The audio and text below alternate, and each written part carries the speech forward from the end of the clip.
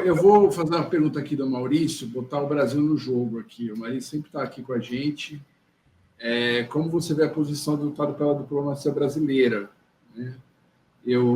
Depois eu vou fazer um comentário sobre isso. A nossa posição possibilita atuarmos como mediador. Eu acho assim que tem uma... Só para complementar essa pergunta do Maurício, muito se queixou, né? Do começo. Engraçado, né? Porque no começo do governo Lula, muito se queixava que o Lula viajava muito, que ele só estava interessado em política internacional, não sei o quê. E agora parece que, como a popularidade dele está baixa, tudo, ele está evitando se meter nesses... que está muito confuso. Então, também acho que ele está nesse dilema aqui do Brasil, tipo, o cara vai estar mexendo com a gente, com a questão do aço, mas até que ponto eu estou a fim de comprar essa treta. E vou agradecer muito a Lili aqui. Falar agora. Obrigado, Lili. Obrigado pela doação aqui. E um Lula que não encontrou o Trump ainda também. E tá aí uma outra pergunta que a minha resposta também mudou ao longo desses 3 anos. Assim, lá atrás, eu lembro de comentar assim, não, o Brasil tem um grande potencial de ser um mediador nesse conflito. Né? O Brasil estava ali jogando numa corda bamba, que muita gente criticou no começo, de não fazer uma declaração assim mais firme em relação à Rússia, mas... visualizando o conjunto, era bom, o Brasil não quer comprar uma briga com a Rússia porque ele quer ser o mediador desse conflito. Então, precisa ter uma relação minimamente estável, né, com os dois lados. Só que eu acho que o Brasil se perdeu no personagem, assim, nesses 3 anos. E hoje a gente vê um país que não tem expressividade praticamente nenhuma nesse conflito, né? Embora o Brasil tenha uma tradição diplomática mediadora muito forte, muito grande, e muito respeitável no sistema internacional. Nem o Bolsonaro foi tão mal no começo, né? Até ele se colocou de uma forma neutra, ok.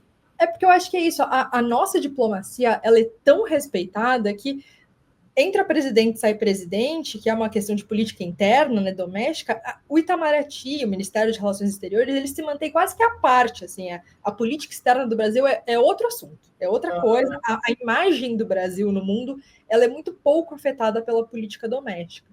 Agora, é isso, a gente tem visto um atual governo que não conseguiu mais manter uma posição de possível mediador na medida em que ele se recusa a também ter opiniões que são necessárias até mesmo para o mediador. Né? Eu acho que é isso, se perdeu um pouco no personagem e acabou perdendo o timing da história. Então, hoje, tendo um cenário assim, mais propício para começar um acordo, pelo menos para começarem as conversas, o Brasil nem é cogitado de ser chamado. Sim. O Trump está fazendo parte, né? Algo que a gente nunca imaginou. Assim, Estados Unidos juntando eles na mesma mesa, isso não era uma questão. Mas o Brasil perdeu esse espaço e eu não vejo como recuperar nesse curto prazo. Tá gostando do papo? Então se inscreve no canal, ativa o sininho para não perder nada e se puder, ajuda a gente fazendo um Pix. Muito obrigada! Será que isso poderia pelo menos inspirar, não só no Brasil, mas na América Latina como um todo, a necessidade da integração? Já porque, bom, a União Europeia está tendo que se militarizar, ainda mais com uma possível retirada dos Estados Unidos da OTAN. Isso não dá um estalo na gente a nível de Mercosul? Seria mais Unasul, né? Mas a Unasul foi tão desmontada que não tem muito o que fazer.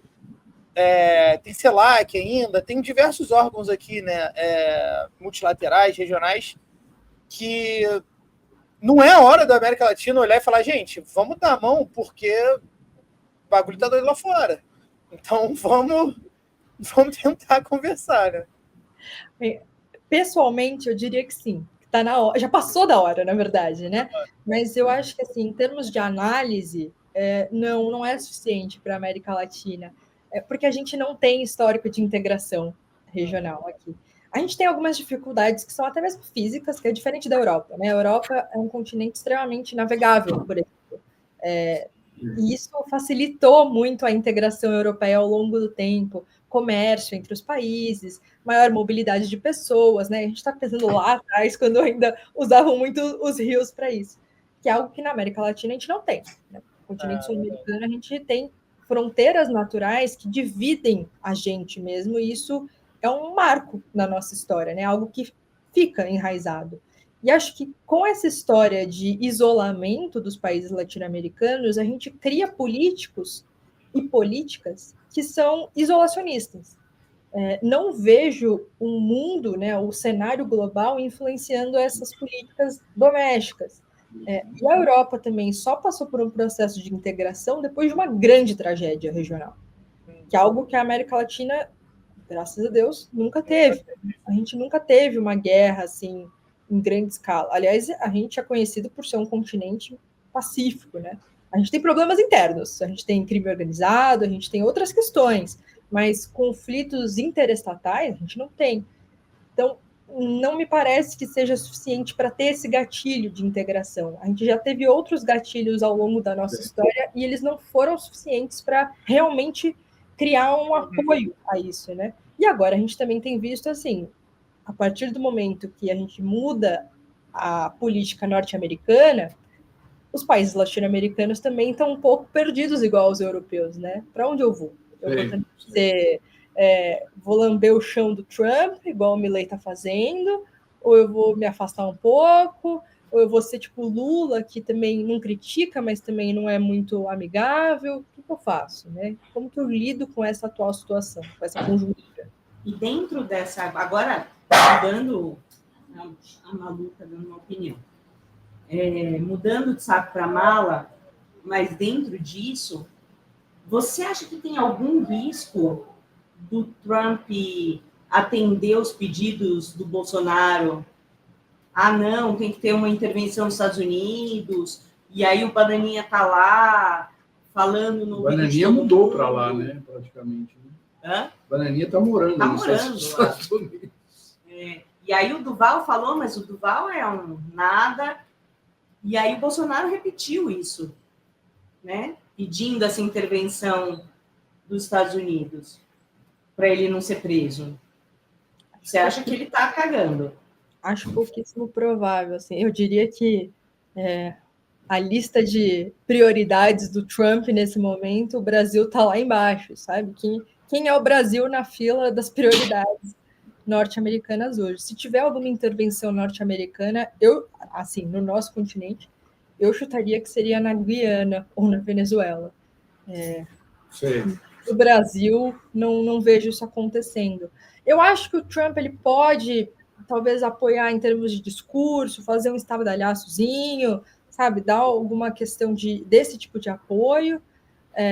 O que a gente tem visto, né, da questão do Alexandre de Moraes tendo problemas com a Meta e tudo mais. Eu acho que isso é possível continuar, assim, esse tipo de questão, esse tipo de atrito, mas não uma intervenção maior. Não uma intervenção direta militar, né? Mas tem diversos mecanismos via Elon Musk, por exemplo, que consegue desestabilizar a gente. Inclusive, o Elon Musk falou esses dias que se ele desliga Starlink ali da Ucrânia, a guerra praticamente acaba para a Ucrânia, né? Automaticamente. O Donald Trump não. O Elon Musk hoje ele é um grande senhor da guerra, né? A Starlink, com todo o monitoramento que ela fornece, seja na nossa Amazônia, seja em diversas zonas de guerra, ela dá uma vantagem estratégica muito grande para os clientes do Elon Musk. Isso é um fato. E aí ele falou essa frase na semana passada. Na semana passada não, foi essa semana, deve ter uns 2-3 dias, de que se ele desliga Starlink na Ucrânia, a guerra praticamente acaba para a Ucrânia, porque não tem o que fazer. Né? É como se cortasse a luz. Né? Sumiria todos os GPS e tudo mais. E aí hoje, é mais uma curiosidade do que uma pergunta. Né? Hoje o X ficou offline no mundo inteiro. E quando rastrearam o IP, hackearam o X, né? Foi da Ucrânia que hackearam o X. Então, o X ficou offline em diversos lugares no mundo hoje, quando rastrearam foi da Ucrânia. E eu queria saber, está vindo para a pergunta agora, né?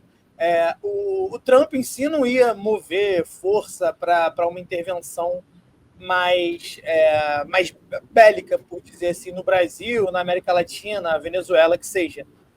Mas até onde pode ir esses cachorros malucos que ele tem, né? O Zuckerberg da vida, que praticamente controla toda a comunicação que a gente tem, o Elon Musk, que controla a internet. E uma pergunta que eu acho que veio com o novo governo do Trump, que ficou na cabeça de todo mundo. Quem que governa? São as Big Techs e é o Trump? Quem usa quem ali, né? É isso. Acho que eu até vou começar por essa última pergunta, assim, porque mesmo aquela reunião do Zelensky, né, no Salão Oval, além de toda a palhaçada que foi e a vergonha de tudo, né, eu também particularmente fiquei muito surpresa de ver o Elon Musk ali na reunião, né, bracinho cruzado ali atrás. Tipo, gente, é isso. Qual é a autoridade dele para participar de um encontro presidencial desse calibre, né? Não de um encontrinho básico, assim. Não, é um super encontro que tinha uma questão midiática muito importante. Enfim, acho que ficou muito na dúvida, assim, quem governa e qual é a permeabilidade que esses caras têm no governo americano hoje, né? Diria que é imprevisível até onde eles podem ir, por exemplo, aqui no Brasil, de cortar comunicação, de fazer esse tipo de retaliação via internet, redes sociais, né?